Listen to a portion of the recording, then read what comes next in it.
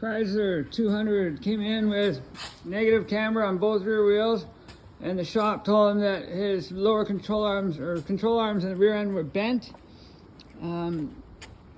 That's not the case. They're worn out. The bushings are worn out on the inside. So what I did was took them off. I put them in here somewhere. And I put some adjustable ones in there. If you have this problem, it's very easily fixed. The shop told them over $2,000 to change that, or to fix the bent control arms and change power steering line. Between the power steering going through 2 liters a week and going through a set of tires every month, this car was costing the kid a lot of money every month, and just can't afford it. It's not fair. So let's fix it for him. I ordered the power steering line, it came, they sent me a return line. So first thing I did when I got this one was check it. It appears to have all the same bends in all the same places. So I'm gonna go ahead with the repair. First thing I do is jack it up, get it real high off the ground, and then start taking the brackets off. And they sent you a little cap here. These are good once you get the hose off to put it over the end to keep fluid from dripping everywhere. Also, a good investment, they're about 10 bucks. Grab one of these little tiny key pools from Canadian Tire and just throw it under the car once you get it up in the air, and it keeps from getting stuff all over your floor. If you're working on an engine, works great for throwing it underneath when you get on the engine stand to keep all the stuff from dropping on the ground. Anyways, no edits. This is it. This is real. Oh, there's my expensive shop light. It's $40. I just put a couple vice grips and some zip ties up there. It's got there's 4 LED bulbs. Great light, works great, and a lot cheaper than the $150 rechargeable ones that last for 2 hours. So let's get moving. I want to get it nice high in the air. Put the jack in the middle between the 2 doors, a nice solid place, and jack up one side, put jack stands on it, and then do the other side. It's actually, I find it safer than doing the front and the back and the front and the back, but just make sure the jack has a nice level surface so it can roll, and watch the other jack stands to make sure all 4 corners stay attached to the concrete. If it starts tilting and you're going up, something's going wrong. Stop and reevaluate and carry on. So we got it nice and high in the air. I'm gonna go underneath and start taking off brackets, and I got a step stool here to work on. Last thing you want to do is working underneath and you're working 2 inches off your chest. Nice to be able to get under there and see what you're doing. So let's get under there and have a look and build what's going on. This one here is the pressure line. If you follow it up, goes there. And that makes it the one on the inside back there. And follow that over here. And it goes up and over the subframe right to there. So, focus. It's gonna be the bottom one right there. Really hard to get at with a wrench, but what you want to do is get a line wrench on there. And before you start undoing brackets or anything, let's crack that loose so you're not fighting with that with the hose loose. Anyways, see, I got this way up in the air and I'm still working a couple inches off my chest here. So it's tolerable, but I wouldn't want it any lower, that's for sure. So let's get some wrenches and see what happens. I have a lot of tools. This is one you're gonna want to have. It's called the line wrench. It's open on the end there. It's a little bit wider than normal. If you try and get this off with a regular 17 mil, get on there.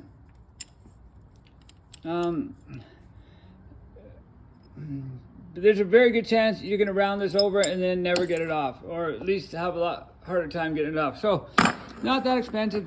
Get a decent set of line wrenches from Canadian Tire. That was probably 40 bucks. If you get it on sale, 25, 30, great investment to have. They work great for brakes too. Anyways, it's definitely 17 mil, not 11/16 or 5/8. I tried all of them. 17 mil fits the best. So take your time, get the right wrench. It'll make your life a lot easier. And if you round it over, trying to get vice grips or something else in there, it's not gonna be fun. Here's a neat little secret. Sometimes you can't get the wrench in there. There's just not enough space to maneuver around.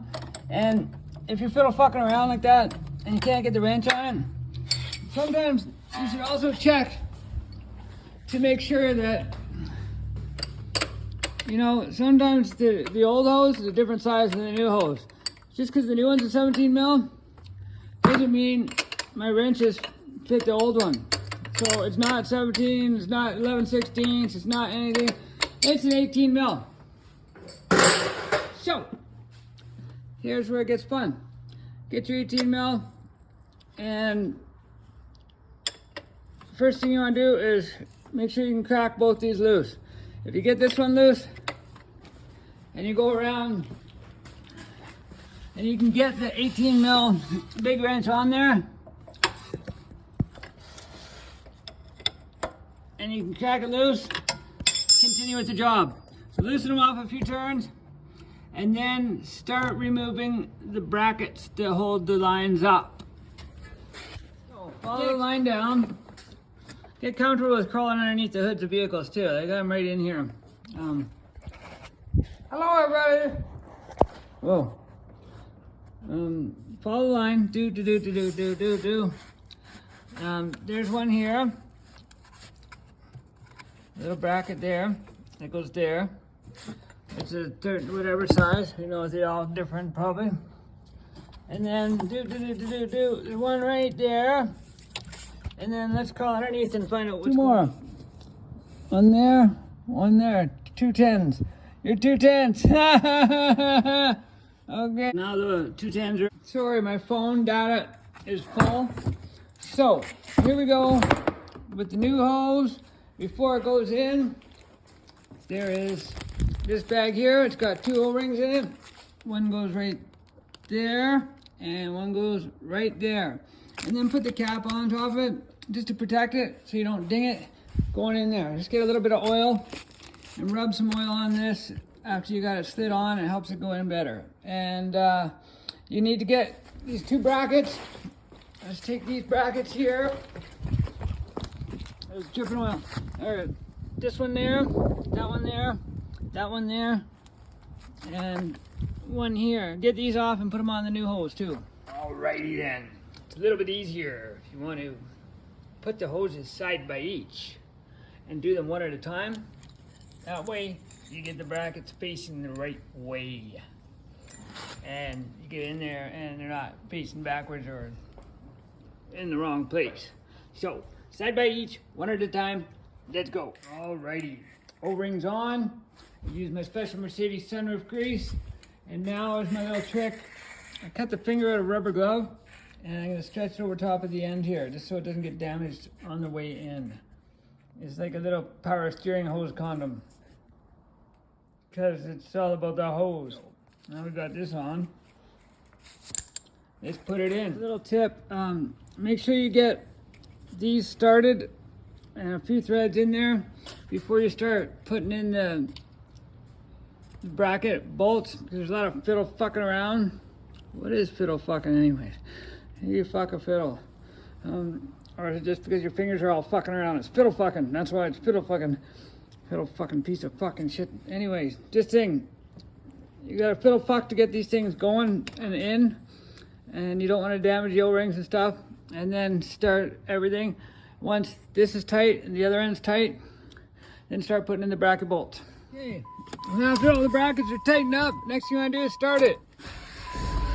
And slowly turn the wheel all the way to the right, and then all the way to the left, and all the way to the right. You hear it getting quieter? All the way to the left. I don't hear anything spraying on the ground, so I think we're good. And then we're good. Hopefully the pump isn't wrecked from running it low on fluid so many times. And